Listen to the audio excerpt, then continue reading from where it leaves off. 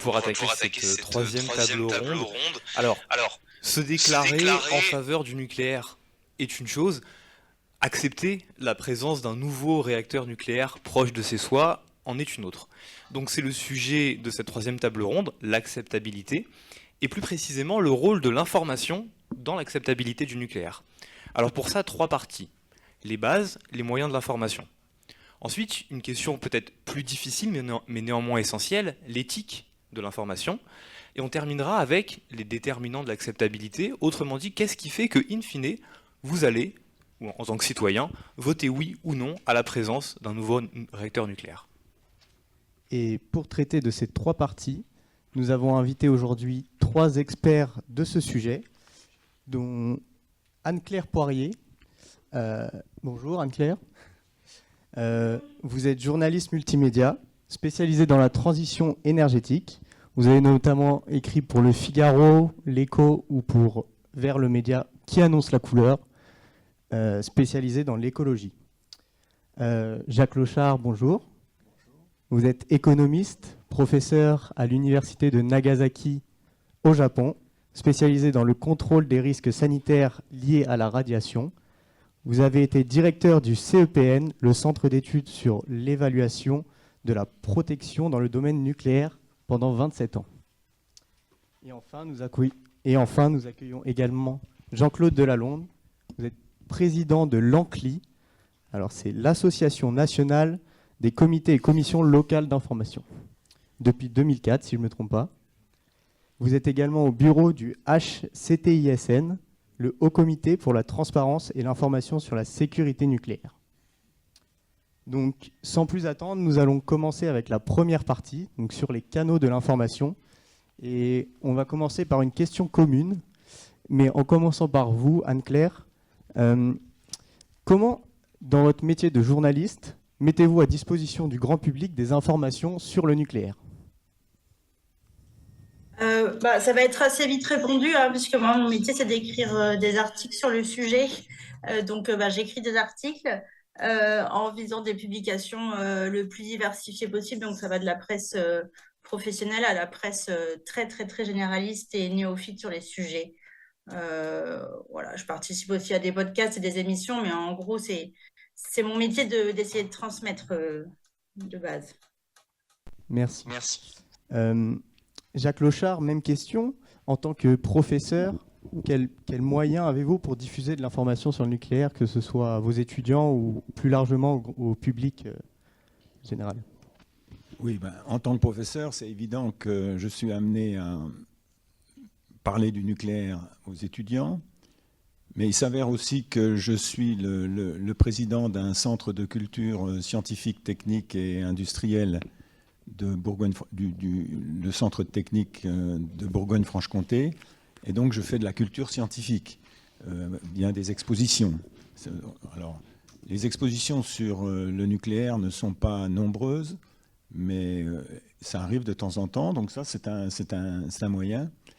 Et puis le troisième moyen que je pratique depuis de très nombreuses années, depuis que je me suis investi sur la question de la situation autour de Tchernobyl à partir de 1990, c'est ce que j'appelle le dialogue avec les parties prenantes. C'est d'organiser des rencontres où on s'écoute, où on partage les opinions. Et je pense que c'est un moyen assez puissant qui a fonctionné très bien en Biélorussie à l'époque. Maintenant, on ne peut plus guère aller en Biélorussie.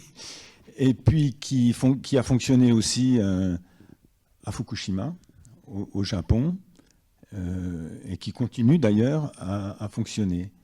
Si vous le souhaitez, je reviendrai sur cette question du dialogue plus tard. Merci beaucoup. Même question, Jean-Claude Delalonde. Peut-être via votre position de président de l'ANCLI, quels moyens avez-vous pour diffuser cette information sur le nucléaire ? Alors, le réseau des 35 lits qui existent sur le territoire national et qui sont donc installés auprès des installations nucléaires de base diffusent leurs travaux dans un rayon de 20 km autour du site nucléaire. et auprès de la population, ce qu'on appelle dans le langage pour lequel les CLI existent, le grand public. Donc le citoyen, on peut penser que le grand public, ce sont les citoyens. Ces travaux sont faits par les CLI, sauf que les CLI et l'ANCLI disposent de peu de moyens humains et de peu de moyens financiers pour informer ce grand public, et qu'à partir de là, je dirais qu'il y a autant de façons d'essayer de contacter ce grand public qu'il y a de CLI. Mais j'y reviendrai après. Eh bien, je vais rester avec vous, Jean-Claude. Donc, au travers de ces commissions locales d'information, vous êtes amené à parler avec des publics variés, que ce soit des jeunes, des moins jeunes, des experts ou des moins experts. Concrètement, comment on s'assure que l'information soit équitablement reçue par tous ? Alors, je crois qu'il faut d'abord rappeler que les CLI existent en France et elles sont uniques dans le monde. Elles existent depuis 42 ans. C'est une circulaire du Premier ministre de l'époque, Pierre Mauroy, qui les a initiées.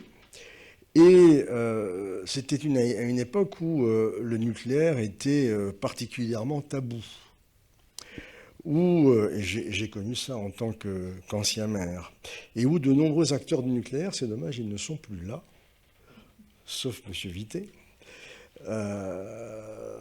où beaucoup d'acteurs du nucléaire considéraient que c'était pas possible que la population comprenne une telle science, et que dans la logique du plan Messmer, qui a été décidé, j'allais dire, non pas par un coup de baguette magique, mais par une nuit de relations entre peut-être deux hommes à l'époque, on a décidé, sans concertation aucune, cela. Et peut-être qu'aujourd'hui, il y en a beaucoup qui rêveraient d'un deuxième plan Messmer, si je lis une certaine presse qui considère qu'il faut décider.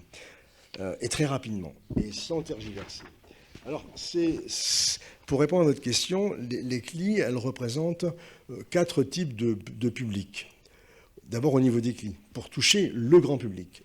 Il y a les élus, il y a les associations de défense de l'environnement, il y a les syndicats qui travaillent dans les centrales nucléaires, et il y a ce qu'on appelle les personnes qualifiées. Moi, je suis passé de la catégorie des élus politiques à la catégorie des personnes dites qualifiées. Et tout ce monde se réunit pour essayer de s'informer et de diffuser ensuite de l'information par les canaux qu'il peut mettre en place.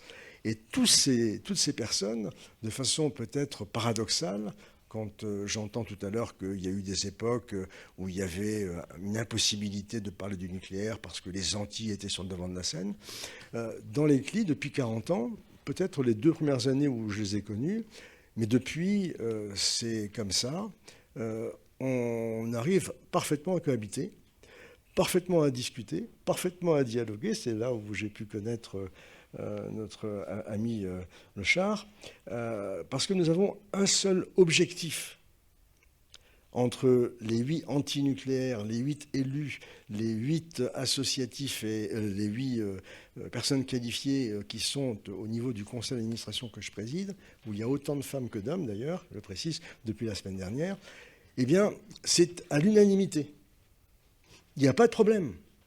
Parce qu'il n'y a qu'une chose qui nous rassemble par rapport à la loi qui nous a institués, aux missions qui sont les nôtres, fixées par la loi, c'est de nous occuper, de nous préoccuper de la sûreté nucléaire. Et je peux vous assurer que l'on soit anti ou pro-nucléaire, eh bien, tout le monde est d'accord pour la sûreté, pour que les plus grands moyens de sûreté soient mis en place, et cela, par rapport à ce qu'on exige, et par rapport à ce que la loi nous permet d'avoir en contactant l'exploitant, c'est d'exiger l'information, de l'obtenir, si possible dans un langage clair, pour que le citoyen puisse la comprendre, pour que ensuite, nous qui sommes soi-disant une élite au niveau du nucléaire, on puisse le transmettre au grand public. C'est pas facile, mais en 42 ans, ça a beaucoup évolué. Et je termine là-dessus. Heureusement qu'au fil du temps, les membres des CLI ont évolué, parce que ce sont tous des bénévoles. Les 3000 personnes qui sont inscrites sur le registre des présidents de département qui les ont constitués, ce ne sont que des bénévoles. Et on est passé d'une période où on était là pour relayer une information qu'on pouvait nous donner à ce qu'on appelle aujourd'hui un tiers de confiance. Même si les moyens que l'on réclame et que l'on nous promet encore au début du mois de septembre, j'ai eu l'occasion d'aller à l'Élysée, d'aller à Matignon, d'aller voir chez Agnès Pannier-Runacher, et on nous promet que la transparence, il ne faut pas s'en inquiéter, et que nous obtiendrons demain, comme on nous l'a promis depuis la loi de 2006, des moyens pour faire un peu plus ce que la loi nous a prévu. Merci beaucoup. En amont de cette information diffusée se pose la question des sources, et l'une d'elles en France est bien sûr la recherche scientifique. Monsieur Lochart, vous qui avez travaillé sur la question de la vulgarisation, est-ce que vous pourriez nous en parler dans le cadre du nucléaire ? Voilà une question bien difficile. Le rôle de la recherche, bon, dès lors qu'on parle de la recherche, on est du côté scientifique, technique, et je pense que bon, il est assez facile de trouver quel est le consensus scientifique et technique concernant le nucléaire, son développement. Et le problème, c'est que quand on fait de la communication, quand on veut parler du nucléaire, on a tendance à se réfugier derrière le scientifique et le technique. Les experts se sentent bien quand ils peuvent parler de ce qu'ils connaissent bien. Mon expérience montre que finalement, le grand public, ce n'est pas cela qui l'intéresse. Le grand public, il partage des valeurs, il a des ressentis, il a une perception, il a une vie quotidienne, le prix de l'électricité, etc. Et ça n'a rien à voir avec les préoccupations de la science et de la technique. Et je pense qu'un des problèmes auxquels on a été confronté, moi j'ai été confronté à ça depuis que je suis tombé dans la marmite de la radioprotection à la fin des années 70, on a tendance à se protéger, se mettre derrière la science, la technique, et le public, c'est pas ça qu'il attend. Bien sûr, il y a du public éclairé comme vous êtes. Je pense que tout ce que vous avez entendu aujourd'hui, ça va alimenter vos réflexions, ça vous conforte, c'est extrêmement important. Mais il faut bien se rendre compte que le grand public, comme tu le dis, il n'a pas envie de se retrouver en classe de nouveau. Ce n'est pas son problème. Ce qu'il veut, c'est qu'on réponde à ses questions, à ses préoccupations quotidiennes. Et ces préoccupations, c'est aussi ce qu'il entend à la télé, c'est ce qui est discuté dans la société, c'est le problème mais les déchets, c'est dangereux, et puis ça va durer des millions d'années, et puis il y a eu beaucoup de morts à Tchernobyl, et puis on ne nous dit pas tout sur Fukushima, puis il y a le problème de la confiance qui est fondamentale. C'est pas parce qu'on est un bon scientifique et un bon technicien honnête que les gens acceptent sans discuter. Si vous êtes un bon technicien, un bon scientifique, un bon chercheur, mais que vous travaillez pour l'opérateur, par exemple, eh bien, il y a tout de suite une méfiance. Vous voyez ce que je veux dire. Donc, c'est compliqué, cette question de la place des chercheurs et, disons, derrière la place de la science et de la technique dans la communication sur le nucléaire, c'est un problème très difficile. Merci. Voilà qui clôt notre première partie sur les formes de diffusion de l'information. Au-delà de la forme, se pose la question du comment on diffuse cette information, pour ne pas dire du pourquoi. C'est la question de l'éthique de l'information. Et quand nous parlons d'éthique, nous allons parler d'impartialité, d'objectivité ou encore de justesse de cette information. Anne-Claire Poirier, je me tourne vers vous, avec une question certes un petit peu directe envers les journalistes. Pourquoi, souvent dans les médias, on entend parler du sujet du nucléaire comme un sujet clivant où on est forcément pour ou forcément contre le nucléaire.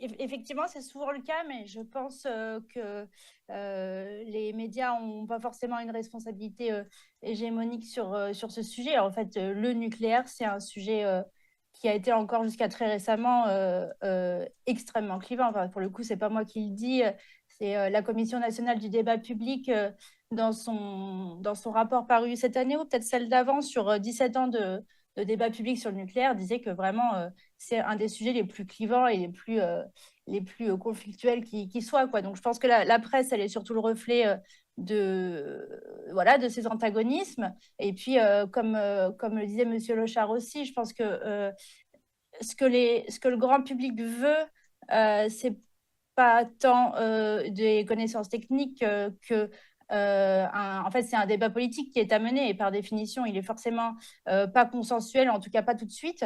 Donc voilà, je pense que le champ médiatique se trouve à être le reflet, le récipiendaire de toutes ces antagonismes, de tous ces débats. Et d'ailleurs, je trouve que c'est très sain.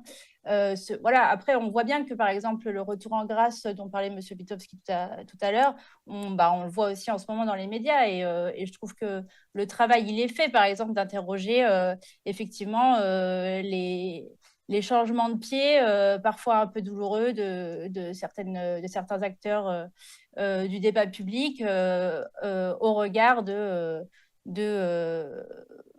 échéances qui s'approchent, du changement climatique et des sujets qui ont été évoqués tout à l'heure, quoi. Donc je pense que les médias ont un rôle, mais peut-être pas celui d'envenimer le débat, ou en tout cas pas tout seul.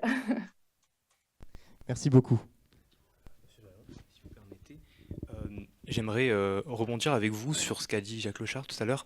Il a présenté la possibilité d'obtenir des consensus scientifiques concernant le nucléaire, mais la complexité d'adresser l'information auprès du grand public qui ne cherche pas que ce consensus scientifique. Alors, tout d'abord, quelle source d'information privilégie les CLI et comment adresse-t-elle cette complexité de la transmission de l'information ? Alors, tout d'abord, par rapport à ce qu'a dit Jacques et aussi à ce que j'ai entendu de la journaliste, là où on se trompe pour moi, mais pour les CLI aussi, c'est de penser que l'énergie, que la compréhension des enjeux de l'énergie et de la place du nucléaire dans le mix énergétique sont des sujets qui sont trop complexes et que le citoyen ne peut pas comprendre. Depuis le Grenelle de l'environnement, depuis l'accident d'AZF, qui n'est pas nucléaire, depuis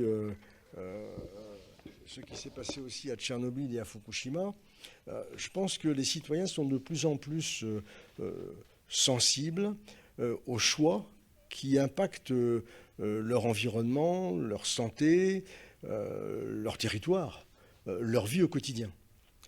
Et on a actuellement un gouvernement qui fait des choix énergétiques, dont celui de la relance du nucléaire et du renouveau du nucléaire. Il ne m'appartient pas du tout, certainement pas, de juger ou de critiquer les décisions du gouvernement. Il faut les respecter, elles sont légitimes, et nous, au niveau des CLI, par rapport à ce que je vous ai dit dans ce consensus, cet accord que nous avons tous ensemble, nous sommes aussi des légitimistes, même parmi les antinucléaires qui siègent dans mon organisation. Et là où des erreurs sont commises et qui peuvent malheureusement impacter la crédibilité du nucléaire et la confiance du citoyen dans le nucléaire, ce sont lorsque les décisions sont prises, annoncées à grands coups médiatiques, de visites ministérielles sur le terrain, notamment par exemple, pour que vous ayez bien ce que je veux dire en tête, le débat sur le nouveau nucléaire qui s'est tenu à Penly en fin d'année dernière et en ce début d'année, et qui a été écourté parce que on annonçait en plein débat que les décisions étaient prises de faire du nouveau nucléaire. Alors à partir de là, le citoyen, il a le sentiment qu'on se moque de lui, que sa parole ne compte pas alors qu'on la lui demande, et que aller écouter ce que l'on va lire dans les CLI, lire les papiers que pourront faire les CLI. Tout ça, ça ne sert à rien puisque tout a été décidé en haut lieu. Alors le message est effectivement compliqué à faire passer, mais c'est dommage. C'est dommage parce qu'on est en France un des seuls pays, même le seul, à développer une démocratie participative qui est quand même de qualité et qui a prévu dans la Constitution, au-delà de la Convention d'Aarhus que tous les pays européens ont signé en 1998, dans la Constitution, la Charte de l'environnement est intégrée sur le droit à la population de s'exprimer et d'avoir l'information. Et là, on gâche les choses. Et ça, c'est gênant. Peut-être pas aujourd'hui où, comme ça a été dit, il y a une euphorie à cause du prix de l'énergie pour le nucléaire. Quand j'ai entendu que les gens étaient aussi à 67% pour l'éolien, oui, mais à condition que ce ne soit pas à côté de chez eux. À condition qu'il n'y ait pas d'éolien à côté de chez eux.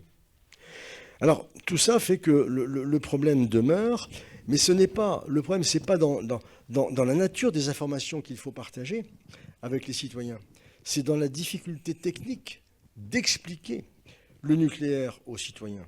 La difficulté réside dans le fait, pour le citoyen, d'avoir un peu de temps pour intégrer tout ça, de digérer l'information qu'on doit lui donner, qu'il demande, et pas dans l'urgence d'une consultation qui va durer un mois, alors que le dossier de Mme Vasselin tout à l'heure, c'était 10 000 pages, qui certes est sur les réseaux et partout. Mais comment voulez-vous que le citoyen, en quelques jours, en un mois, il intègre 10 000 pages et qu'on lui laisse un mois pour l'intégrer? Soyons sérieux. Ou on le fait exprès, au principe d'une démocratie participative, mais comment voulez-vous que le citoyen puisse accepter de telles choses? C'est pas sérieux, c'est pas possible. Et on s'étonne après que le citoyen ne vient pas au débat public, ne vient pas aux rencontres qui sont organisées par l'ASN, par l'exploitant, par l'Andrin, pour les fameuses enquêtes publiques. Ça n'est pas sérieux, alors qu'il est demandeur.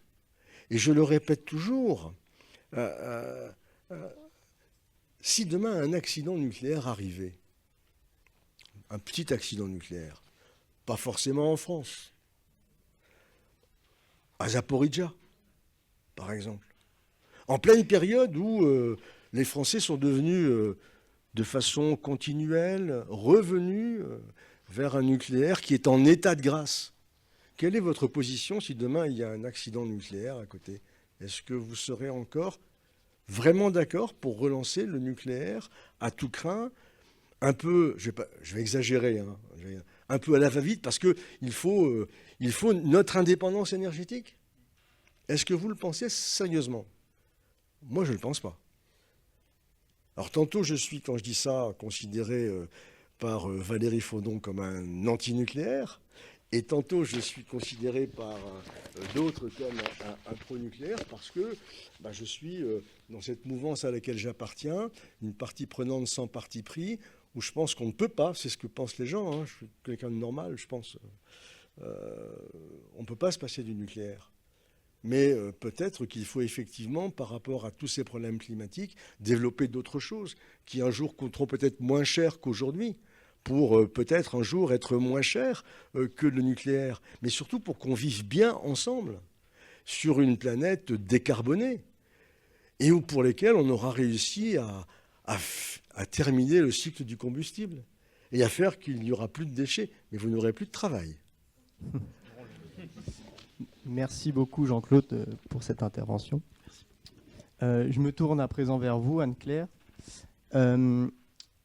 On a vu donc que l'information juste transmise aux concitoyens n'était pas la seule importance qui joue dans cette acceptabilité ou de cette appropriation du sujet nucléaire. Alors, en tant que journaliste, comment fait-on pour transmettre une information rationnelle chez le lecteur sans provoquer pour autant une peur chez les citoyens. Comment fait-on pour transmettre une information rationnelle sans faire peur? Moi, il me semble de toute façon, et je pense que c'est d'autant plus vrai pour le nucléaire, qu'en fait, ce qui fait peur, c'est plutôt le manque d'information. En fait, ce qui est loin, ce qui est inaccessible fait peur. En l'occurrence, le nucléaire n'est pas très accessible. C'est vrai que moi, je me fais souvent la réflexion de la raison pour laquelle les gens ont peur du nucléaire et peut-être pas du pétrole. Bon, mais je pense qu'une des raisons, c'est que personne met d'uranium dans son réservoir. Donc, en fait, il me semble que pour peut-être apaiser certaines peurs, certains fantasmes, le plus d'informations est quand même une des réponses les plus justes. Sur ce point, moi, je constate en tant que journaliste que c'est vraiment pas un sujet facile. Le nucléaire n'est pas un sujet facile et on nous facilite pas la tâche, si je peux dire, quoi. Il y a un vrai problème de transparence sur beaucoup d'éléments. On a difficilement accès à des choses qui peuvent paraître simples. Je reprends la semaine dernière avec mes confrères de Contexte, on a publié un rapport sur le coût complet du nucléaire. Pourquoi est-ce que ce rapport n'était juste pas public en fait? Et pourquoi le rapport Vervard qui acte la relance du nucléaire a été classé secret défense alors qu'on parle de nucléaire civil? Donc il faut se battre pour obtenir beaucoup de choses qui sont pourtant pas de l'ordre de l'ultra sensible.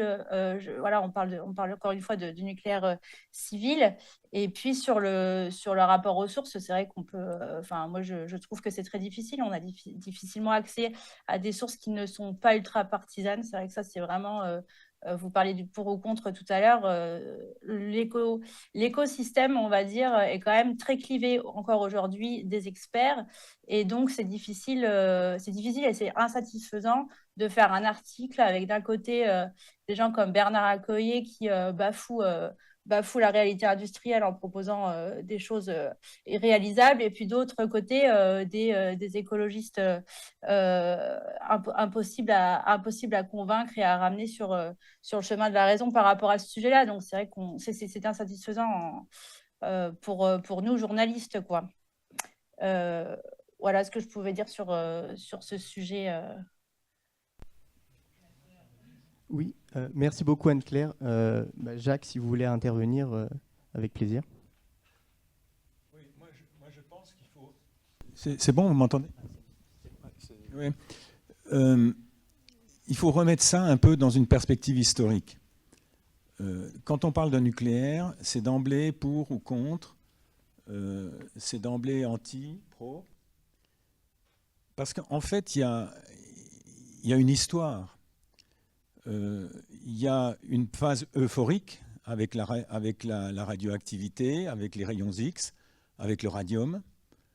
Le public va à la foire du trône pour voir des dames passer devant des rayons X et montrer leur squelette. Ça fait partie de la population. Il y a des chansons, il y a des chansons intéressantes.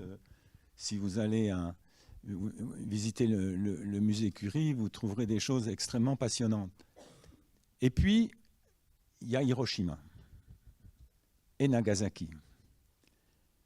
Et à partir de là, il y a une chape de plomb qui s'installe. Moi, et cette chape de plomb, on en est sorti, on commence peut-être à en sortir. Quand je suis rentré dans le nucléaire, j'avais 27 ans, c'était en 77. Je me souviens, on m'a dit, vous savez, Lochard, il y a deux choses auxquelles vous ne devez pas, qu'il faut garder en tête tout le temps. Le nucléaire civil n'a rien à voir avec le nucléaire militaire. Alors moi, j'y comprenais pas encore grand-chose sur le plan technique, mais je me disais, c'est quand même le même phénomène physique. Comment on peut dire ça? Et puis on m'a dit aussi, et vous savez, moins vous en parlez, mieux vous vous porterez, même avec votre famille. Et je pense que ça a été une politique mondiale, aux États-Unis, en Grande-Bretagne, partout. Les grands pays nucléarisés ont fait une politique de communication sur le mode moins on en parle, mieux on se porte. Et le plan Messmer est passé là, chez nous, il n'y a pas eu de discussion. Pourquoi il n'y a pas de discussion? Parce que les gens sont légitimistes. Enfin, je veux dire, même actuellement, je veux dire, bon, le gouvernement est éclairé par les meilleurs scientifiques et techniciens en France, des grandes écoles, finalement décide qu'il va falloir faire un mixte avec du nucléaire, des renouvelables, etc. Mais je pense que la majorité des gens acceptent ça. Et c'est ce qu'on voit, c'est ce qu'on nous a montré tout à l'heure. Ils l'acceptent parce qu'ils sont de bonne foi, ils sont légitimistes. Mais il y a une dimension qui est en arrière de ça. Vous parlez du nucléaire. Quand j'en parlais à ma mère, quand je lui ai dit que j'allais à Tchernobyl pour essayer d'aider les paysans autour de la centrale, ma mère m'a dit, mais c'est fou, t'es fou, tu vas pas aller là-bas. Quand je suis rentré la première fois de ma mission en Biélorussie, quand j'ai sonné à la porte chez moi, mon épouse m'a regardé, elle était très heureuse, mais elle m'a dit, enlève tes chaussures. Donc, vous voyez, il y a quelque chose qui est là, en arrière-plan, un manque les gens ne croient pas, parce qu'on les a bercés, on leur a raconté des histoires pendant tellement longtemps. Tchernobyl a ouvert le couvercle. Hein. Moi, je dis, Hiroshima, Nagasaki, ça a mis une chape de plomb sur tout ce qui concernait la radioactivité. Le couvercle s'est entrouvert à Tchernobyl. Il s'est largement ouvert encore plus au moment de Fukushima, mais c'est pas toujours gagné. Il reste encore des résidus. Et si vous parlez à quelqu'un du nucléaire, c'est la pensée immédiate. C'est tout de suite, ah oui, mais il y a le problème sur les générations futures. Vous voyez, c'est des clichés qui sont passés dans la société, dans toutes les sociétés dans le monde. Et c'est là-dessus qu'il faut travailler. Moi, je ne crois pas au fait que le dossier de l'ANDRA, les 11 000 pages de l'ANDRA, il n'y a pas, je veux dire, qui va... C'est quelque chose qui n'est pas discutable. Les meilleurs experts en ont discuté, ont trituré les choses dans tous les sens. Et ce n'est pas ça qu'il faut expliquer au kidam de la société. Ce n'est pas son problème. Il n'en a rien à faire. Il fait confiance aux experts. Mais en même temps, il y a tout cet arrière-plan qui fait que c'est très compliqué. Et le problème, c'est qu'on ne donne pas aux gens la possibilité d'exprimer ça. Moi, je pense qu'il y a eu des mots qui ont été utilisés dans les débats aujourd'hui, comme la coopération. Enfin, d'une part, on a affaire à une affaire complexe. S'il n'y a pas d'écoute entre les gens, s'il n'y a pas de dialogue, si on ne crée pas des espaces d'échange pour écouter justement les préoccupations des gens, ah oui, mais est-ce que ça ne va pas avoir des problèmes sur l'avenir? Alors, si vous dites ça à un scientifique, il va dire, mais attendez, la Commission internationale de protection radiologique a bien montré que finalement, il n'y a pas eu, parmi les Hibakusha à Hiroshima, il n'y a pas d'effet sur la génération d'après la bombe. Mais ça, il n'y croit pas. Il faut laisser exprimer tous ces points de vue.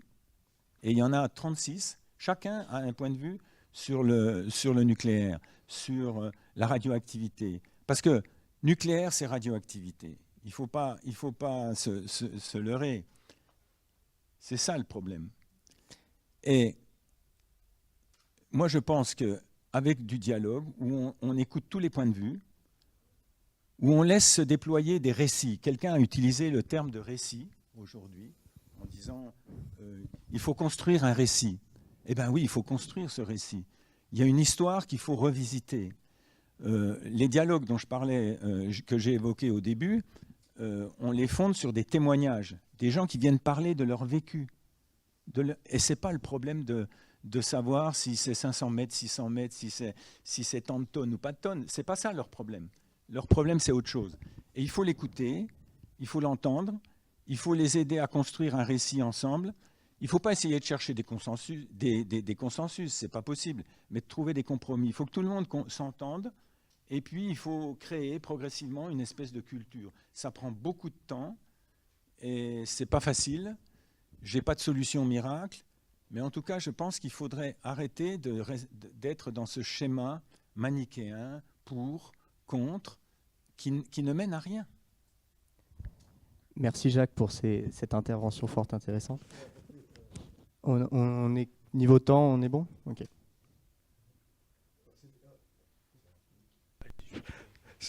Ma voix porte, oui. Peut-être. Oui, je voudrais réagir par rapport à ce qui a été dit et par rapport au baromètre dont on a parlé tout à l'heure et sur ce qu'a dit Jacques. Il y a aussi le baromètre de l'IRSN qui sort depuis plus de 35 ans maintenant. Et le dernier est sorti il y a quelques semaines sur 2022. 67% des gens interrogés font confiance aux experts du nucléaire. 26% seulement font confiance aux institutionnels. Et 79% exigent que les rapports d'expertise soient rendus publics. Alors, je ne sais pas si les projets de loi vont changer les choses, mais c'est intéressant quand même que des gens qui ne comprennent rien ont comme relais de tiers de confiance des gens comme Desclis ou des experts, qu'ils soient à la SN, y compris chez l'exploitant. On leur fait confiance. Mais à condition qu'on leur donne l'information, que ces rapports soient rendus publics pour qu'on puisse, par les tiers de confiance, dire « Eh bien, on continue, on est d'accord ». Et ça, on ne le dit pas assez. Merci beaucoup pour cette précision. Donc, cela clôt notre deuxième partie. Je pense qu'on a commencé à aborder les sujets de la troisième partie sur les déterminants de l'acceptabilité, mais on va peut-être préciser quelques notions. En effet, oui, les déterminants de l'acceptabilité, c'est-à-dire ce qui fait que les citoyens, vous, nous, vont se prononcer en faveur ou non de la présence de nouveaux réacteurs nucléaires dans un territoire qui nous est proche. Et Monsieur Lochard, vous avez commencé à en parler, et j'aimerais aussi que Anne-Claire, si vous avez des choses à rajouter ensuite, je serais heureux de vous entendre. Donc vous avez parlé évidemment de la difficulté d'obtenir certaines sources d'informations, du manque de temps qu'ont les citoyens pour intégrer cette information, et également de leurs préoccupations qui ne sont pas toujours d'avoir simplement une exactitude scientifique dévoilée.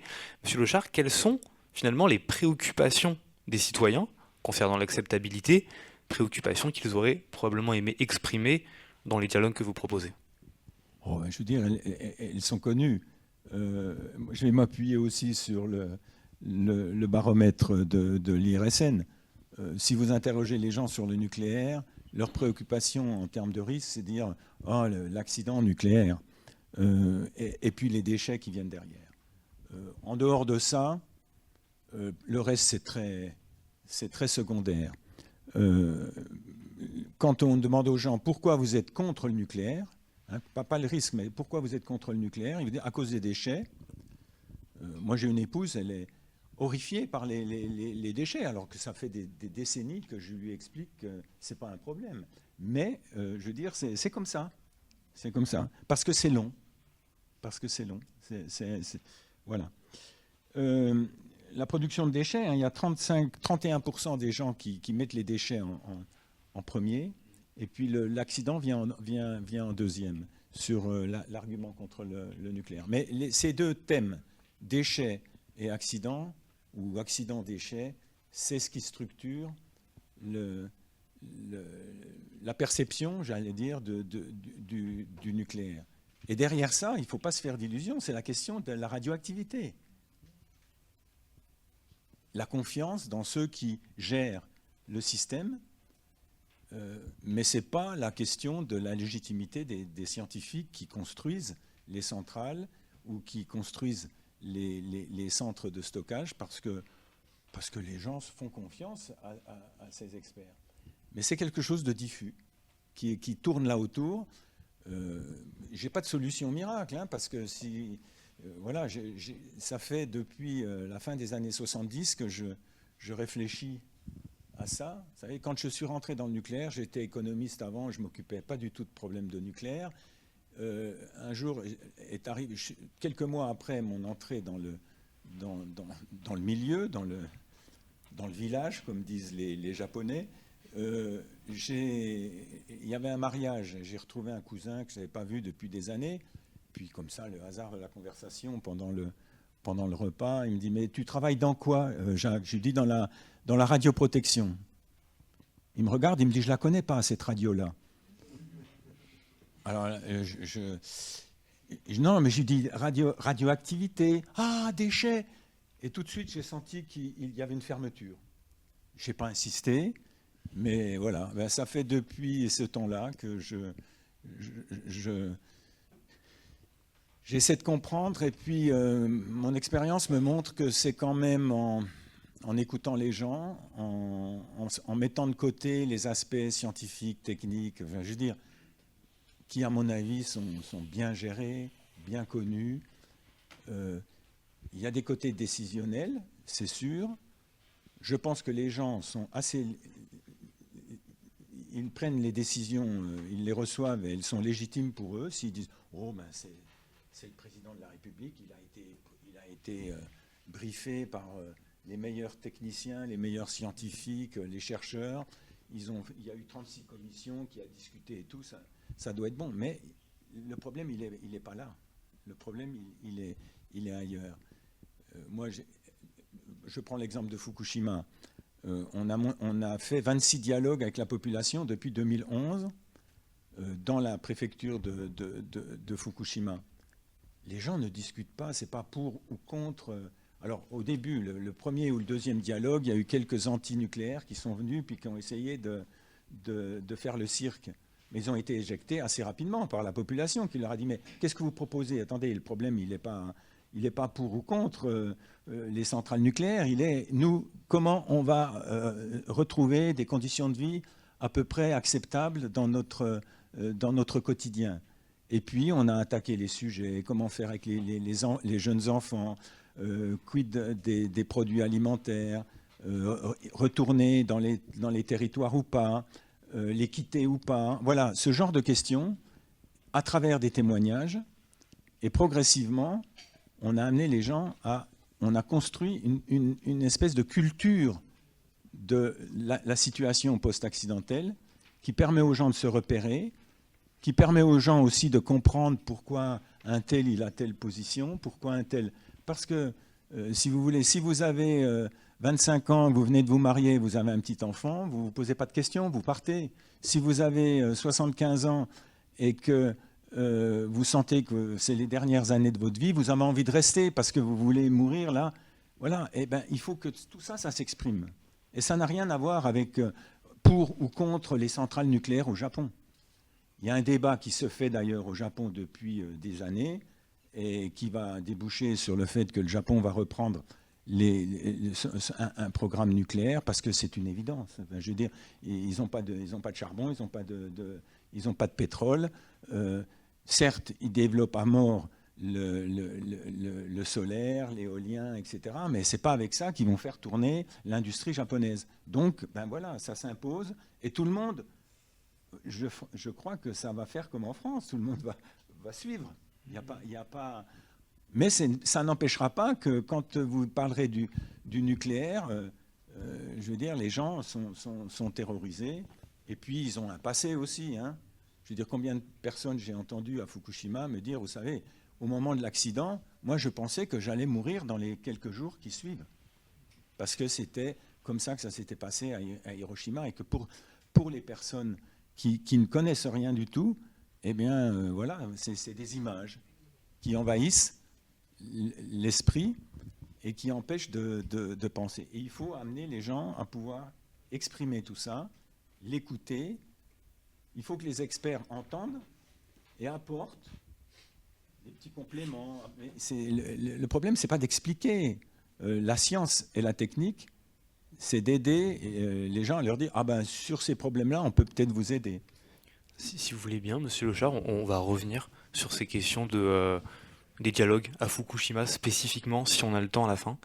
Et effectivement, Anne-Claire, j'aimerais, si vous avez des choses à rajouter, Monsieur Lechard a évoqué plusieurs thèmes, entre autres les déchets évidemment, aussi les accidents. Est-ce que ce sont des thèmes que vous retrouvez comme étant des préoccupations principales parmi les gens qui vous lisent? Et comment est-ce que, en tant que journaliste, et autour de vous, les autres journalistes traitent ces thèmes, adressent ces préoccupations finalement du grand public? Bah oui, c'est comme disait Monsieur Lochard, moi je pense qu'effectivement, fondamentalement, ce qui fonde l'appréciation du nucléaire aujourd'hui, c'est la peur enfin, je veux dire, ce qui fait peur aux gens, c'est le caractère que moi j'appelle prométhéen en fait du nucléaire. C'est une énergie qui est tellement dense, exceptionnellement dense que bon, les risques vont avec, quoi. Je reviens un peu à ce que j'ai dit tout à l'heure. Je pense que pour déminer un peu ces sujets, le mieux, c'est quand même d'en parler et d'être clair sur le sujet. Je trouve, alors, c'est pas évident ce que je veux dire parce que j'ai entendu parler tout à l'heure des tiers de confiance. Il me semble que ce serait notre rôle à nous, journalistes, d'être ces tiers de confiance et de parvenir à vulgariser correctement les sujets. Je sais qu'on a un problème de confiance pardon, vis-à-vis de nos lecteurs, mais on a aussi un problème de confiance vis-à-vis de la filière. En fait, enfin, comme je disais tout à l'heure, la communication est difficile. Je regardais tout à l'heure par curiosité, moi j'ai interviewé EDF une fois au cours des 4 dernières années. En fait, j'obtiens jamais de réponse à mes demandes d'interview et je trouve ça très dommage, quoi, parce que je pense que même si je pourrais être amenée à faire des erreurs dans mes articles, je pense pas que la solution ce soit de pas nous parler. Sur d'autres sujets que je couvre, on a des acteurs qui organisent très régulièrement des briefs, des conférences sur des sujets qui ne sont pas forcément d'actualité chaude, mais pour nous aider, nous, journalistes, à monter en compétences, comme on dit, parce que c'est vrai que le ticket d'entrée, il est élevé, il ne faut pas se le cacher, quoi. Ce n'est pas un sujet facile. Et moi, j'apprécierais vraiment qu'on puisse avoir la même chose sur le sujet du nucléaire et que ce ne soit pas systématiquement partisan. Vous voyez, juste voilà, des briefs techniques pour nous aider à avoir du contexte sur les sujets dont on traite, quoi.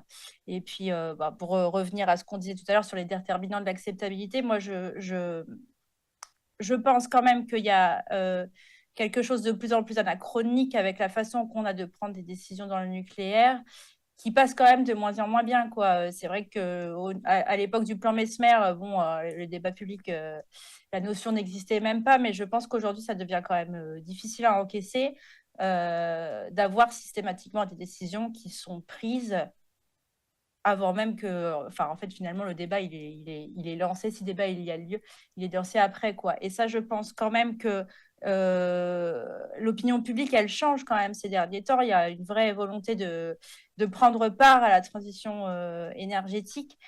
Et c'est vrai que le décalage, là, il est quand même de plus en plus grand. On ne pourra jamais le réduire, mais quand je vois des parcs éoliens citoyens, des gens qui vont visiter des centrales solaires sans problème, du financement participatif autour de ces sujets, on voit bien que le nucléaire reste un sujet très distinct, très élitiste, très technocratique. J'ai bien conscience que la nature même de cette énergie fait qu'on ne pourra pas réduire le gap, mais enfin, je pense qu'il y a quand même un travail de conscience, enfin, une autocritique à faire, disons, du côté de la filière. L'époque du plan Mesmer, elle est révolue, et je pense qu'il y a vraiment un travail de transparence à faire vers les journalistes, vers les citoyens. Enfin, a priori, il y a rien. Je vois pas ce qu'il y aurait à y perdre en plus, quoi. Merci beaucoup Anne-Claire. Je pense qu'on va arriver à la clôture de cette table ronde. Merci à vous trois pour avoir apporté votre expertise sur ce sujet de l'information auprès des populations. Si la salle a des questions à poser à nos intervenants, c'est le moment.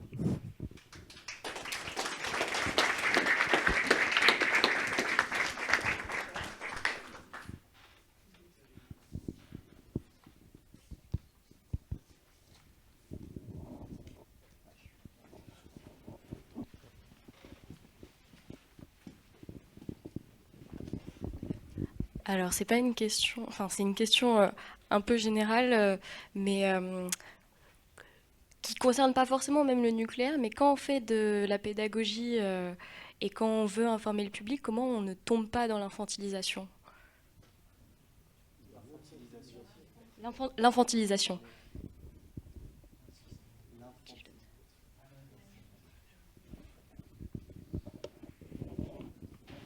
Est-ce que quelqu'un souhaite répondre à cette question?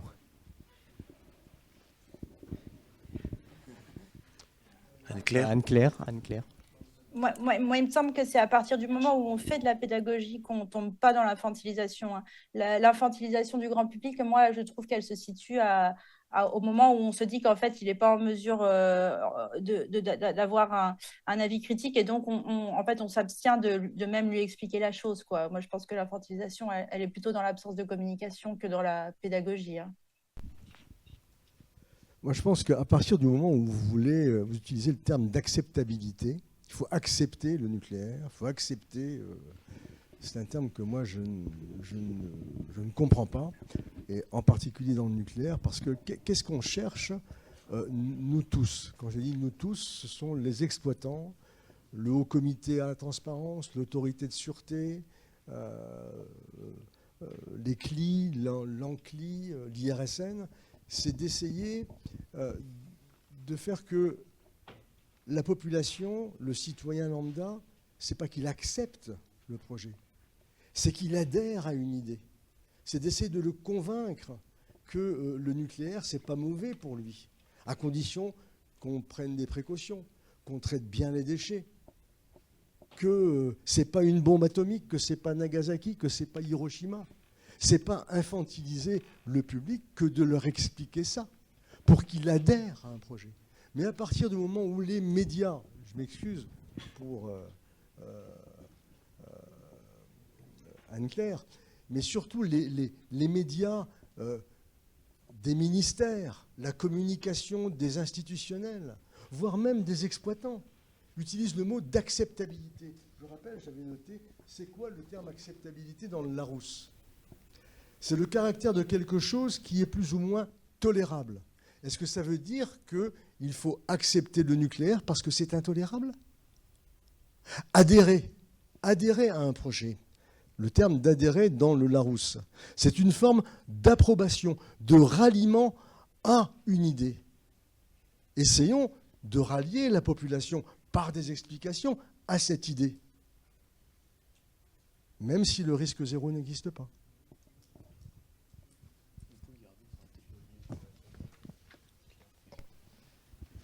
J'avais une question peut-être pour élargir le sujet. On parle beaucoup des bassines et des contestations autour des projets concernant l'eau. Les bassines, mais ça va être beaucoup plus large dans les années à venir, la gestion de l'eau. On parle des chantiers autoroutiers. Là, je crois qu'il y a l'exemple d'une autoroute dans le Tarn, si je ne dis pas de bêtises. Il y a une époque, on parlait beaucoup des nanotechnologies. Et j'en oublie encore certainement. J'ai quand même l'impression, mais je me trompe peut-être, que le débat public au sens large sur ces grands projets, et je ne parle pas des grands projets d'infrastructure partout, qui à chaque fois sont quand même très controversés, d'une façon générale, a tendance à se raidir. Et quand on voit le dialogue entre les pour et contre bassines, ou pour les pour ou contre l'autoroute du côté de Mazamet ou Castres, je ne sais plus, j'ai quand même l'impression qu'on est dans des dialogues de plus en plus clivants et que ça n'est pas une spécificité du nucléaire. Est-ce que c'est quelque chose que vous partagez ou pas? Oui, je suis assez d'accord avec vous parce qu'il y a un effet tam-tam. Enfin, je veux dire, il suffit que quelqu'un monte dans un arbre et puis avec une pancarte pour dire je suis contre telle chose, pour que ça soit monté en tête d'épingle dans les médias et que ça crée tout de suite une focalisation. Moi, je pense que, je pêche par optimisme, mais je pense que la grande majorité des gens sont des gens de bonne foi. Ils ont certes des perceptions, passons sur les détails, mais ce sont des gens de bonne foi, et que si on s'adresse à ces gens-là, si on les écoute, si on essaye de comprendre pourquoi ils sont pas très d'accord, ils sont plutôt favorables à ce type qui est monté mais ils ne savent pas trop pourquoi. si on les écoute, on finit par trouver des chemins où on construit quelque part de la coopération avec ces gens-là. Ça peut aussi alimenter les experts, les chercheurs, les politiques sur l'orientation un peu des choix qu'ils font, qui doivent rester fondés sur l'objectivable, sur la science, sur la technique, etc. Mais moi, je suis assez confiant là-dessus. Et puis, mon expérience me montre qu'il y a une petite fraction de la population qui est irréductible. Enfin, quoi que vous fassiez, quoi que vous disiez, ils sont 100% pour ou 100% contre. Si vous voulez, nous vivons dans une démocratie où c'est quand même la majorité qui compte. Voilà, moi je suis très, très légitime par rapport à ça. Et si le débat public va jusqu'au bout, si on le laisse aller jusqu'au bout, pour obtenir un peu un avis des corps constitués, des relais d'opinion, des tiers de confiance et du citoyen lambda, à partir du moment où on va jusqu'au bout et on dit après, quand on prend la décision, pourquoi on a pris la décision, en ayant apporté des réponses à ceux qui s'interrogeaient, qui éventuellement disaient « je suis contre pour ceci ou pour cela », et qu'on leur apporte les éléments de réponse. Effectivement, il y aura toujours des irréductibles. Mais le législateur, l'institutionnel qui a le pouvoir de décision, il pourra s'appuyer sur effectivement le fait que le débat a eu lieu, qu'on a entendu, qu'on a écouté, qu'on a apporté des réponses. Ce n'est pas ce qui s'est passé récemment. Moi, je suis dans une organisation, je vous l'ai dit, où il y a 8 ans, dans le conseil d'administration, 8 antinucléaires, 8 syndicalistes de chez vous, 8 élus politiques, dont 3 qui sont pro et 5 qui sont des gens sans opinion, mais qui sont exigeants sur la sûreté. Et les personnes qualifiées, le monde économique. Les antinucléaires, quand je vous dis qu'on prend les décisions, les orientations à l'unanimité, ça ne veut pas dire que, je prends l'exemple du représentant de sortir du nucléaire ou de celui de Greenpeace qui siège au Conseil, va changer d'avis. Mais sur ces sujets-là, on est tous d'accord. En sortant, il va dire « mais je continuerai d'être contre le nucléaire ». Mais quand je lui dis « oui, mais quand même, par rapport à ça, ah ben ça a évolué dans le bon sens, ben oui, de toute façon, on ne peut pas faire autrement ». Les choses évoluent. Chez ces historiques de la contestation. Mais parce qu'on a réussi à créer, en 20 ans, de la concertation, du dialogue. Et surtout, mais vraiment de grâce. Et là, je m'adresse à vous, en tant qu'exploitant. Essayez de faire comprendre que cette loi sur l'accélération, c'est sûrement une bonne chose, parce qu'il y a des choses qui sont un peu trop longues à mettre en place. Mais surtout, qu'on respecte les organisations qui ont été mises dans la Constitution. Ou alors, il faut décider de changer la Constitution. C'est peut-être ce que notre président jupitérien en a en tête, de changer la Constitution et dire que la Convention d'Aarhus, c'était il y a 20 ans, qu'il faut vite revenir au plan Mesmer. OK, mais moi, je pense que c'est surtout pas ça qu'il faut faire. Mais à un moment donné, il faut effectivement décider. Il faut être légitimiste. Et si le décideur explique sa décision après avoir écouté, je crois que personne... On est en société démocratique, personne ne le contestera. Peut-être une petite partie, quelques... comment tu les as appelés les irréductibles. Bon, et alors? La décision est légitime. Ouais, je voudrais juste ajouter un mot. Je pense qu'il faut faire la distinction entre ce que tu viens d'expliquer, c'est-à-dire des personnes de la société qui s'engagent parce qu'elles ont des convictions, etc. Par exemple, dans l'ECLI, tu as dit ce sont des volontaires. Et ces gens-là, il faut les écouter. Mais ils sont sur le dossier technique. Ils sont pas sur... Moi, je parlais du grand public. Quand j'évoquais les dialogues, le fait d'écouter les gens, on n'est pas dans un processus décisionnel, là. On est dans un processus de créer une culture, faire en sorte que améliorer la qualité du vivre ensemble, d'une certaine manière. Alors que c'est vrai qu'il existe aussi, et on a de la chance en France d'avoir une société, d'avoir des institutions qui ont créé, qui pensent que la transparence et l'implication des parties prenantes, ça doit faire partie de la démocratie.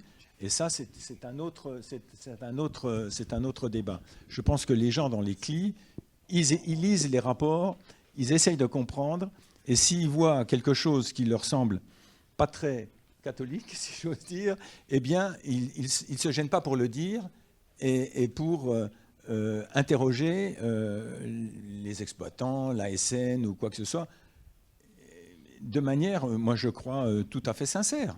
Il dit, moi, je ne comprends pas, ou pourquoi on fait ci, ou on fait comme ça. Ça peut avoir des conséquences, ou ça ne peut pas avoir des conséquences si on le discute, etc.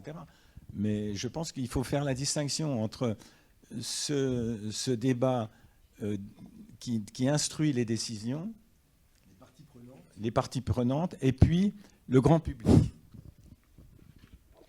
Et dans les explications que nous a données la personne d'EDF sur l'opinion vis-à-vis du nucléaire, tout ça est mélangé. C'est un conglomérat. Merci. Est-ce que quelqu'un a une dernière question pour Anne-Claire, peut-être ? Alors oui, j'ai une dernière question, et désolé, ce ne sera pas pour Anne-Claire, ce sera plutôt pour Monsieur Lochard. Merci pour le débat. Je voulais savoir si, rapidement, est-ce que vous percevez une différence entre la réceptivité de ce sujet en Asie, au Japon, et ici en France? Pas vraiment. Très bien, merci. Anne-Claire, est-ce que vous...